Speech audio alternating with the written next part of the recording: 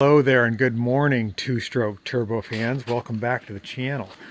Welcome back to another day of working on old cars and petting dogs. This is my shop dog, Stella. You see her almost every intro. She loves having her face scratched. She's a pretty good puppy. She's going to try to get into my lap now. You funny dog. You've got quite the following on two-stroke turbo channels, Stella. Everyone wants to see you. What are we talking about today? What are we doing? Stella, you're going to introduce what we're doing? Okay, so we're at home today. If you haven't figured it out, you just met my shop dog, Stella, who's going to take a little nap right there and wait for me to quit talking. And we are looking at my red Isetta.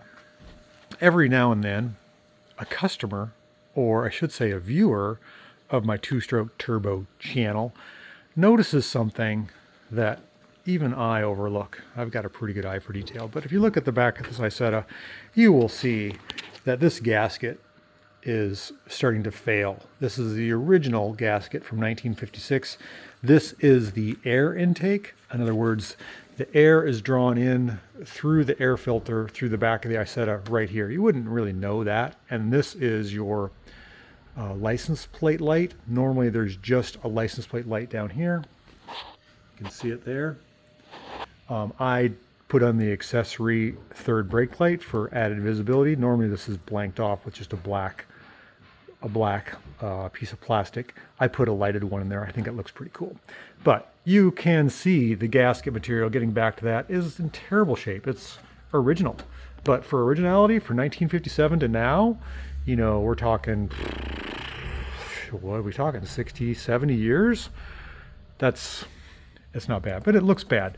And somebody who watches my channel had the ability to send me a new gasket that he made.